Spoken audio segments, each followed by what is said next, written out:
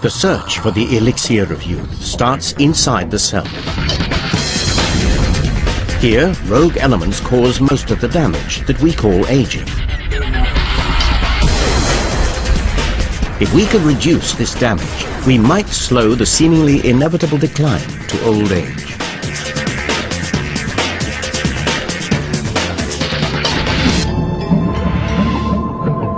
The human body is made up from 100 million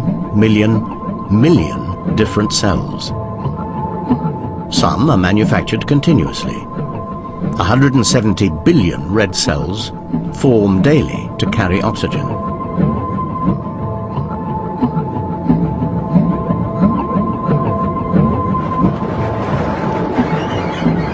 $10 billion white cells form to fight disease. Others, like the cells of the nose and ear, renew themselves so vigorously they just keep on growing all life long. But eventually, something goes wrong. Our cells start to fail. Our skin wrinkles. Our hair grays, and eyesight fades. Is there anything we can do to turn back the clock? Months of growth hormone. It helps build muscle and repair tissues. At about the age of 25, levels peak, then start to drop off. By the time we reach old age, our bodies are producing very little. Heat is transformed into life-giving energy. But not all. Some oxygen degrades into particles called free radicals. Released, free radicals can damage any part of any cell in the body. Worst of all, they strike at the genes at the heart of every cell.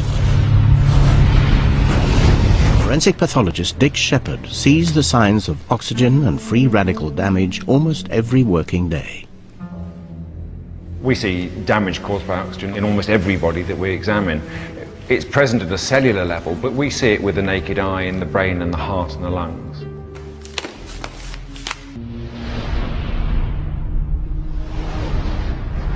The lungs are the first point at which the atmospheric oxygen reaches into the body. Passes through tiny little spaces that are lined by single layers of cells into the bloodstream. But of course these cells, although they are there to transport the oxygen, are also particularly vulnerable. And this is normal lung, smooth surface, big blood vessel running down the middle of it. There are no holes, there are no abnormalities. A lifetime of exposure to pollutants like smoking will change that. Tobacco smoke dramatically increases the production of free radicals in the body, leading to cancer and other lung disorders.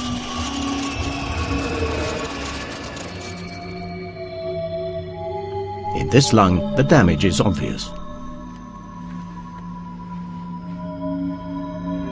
The damage done by free radicals can also be seen in other organs. Cardiovascular disease, that's the disease of the heart and the blood vessels, is the #1 killer throughout the world. As it circulates, blood carries oxygen and free radicals round the body. Over time, they can damage artery walls. Combined with cholesterol, this leads to furring up of important blood vessels. This is the inside of the aorta, the biggest blood vessel of the body. A thin, smooth tube, a perfect vessel for the transport of blood.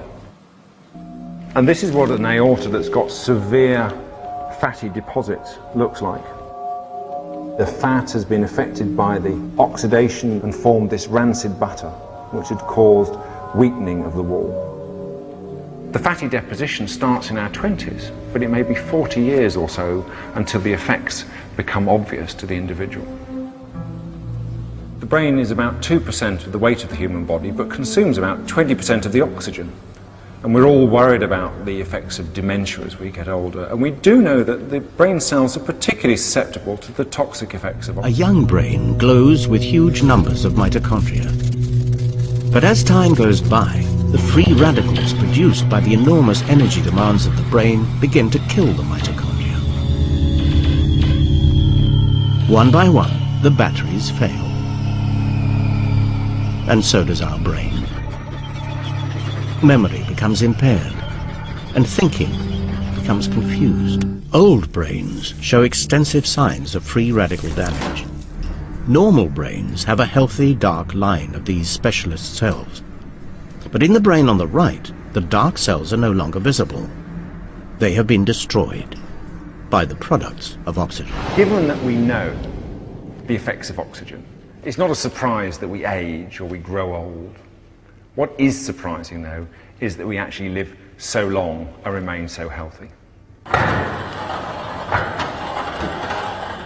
more you rush around, the more oxygen you need, and the more free radicals you produce. If free radicals are the main reason why we age, then perhaps we should be looking at ways to reduce the amount we produce. That's because fruit and vegetables are the best source of vitamins like A, C, and E. These are so-called antioxidants. They help soak up free radicals, but fruit and veg alone will not greatly extend life. The body does manufacture its own natural antioxidants. These molecules float around inside each cell, neutralizing any free radicals they meet. Nonetheless, some free radicals elude capture. Well, we have defenses against free radicals which are produced. These defenses are imperfect, but they exist. Over the years, the free radicals that escape overwhelm our defenses and slowly and inevitably cause massive wear and tear to our cells. And it is this accumulative wear and tear that most experts now say is the main cause of aging.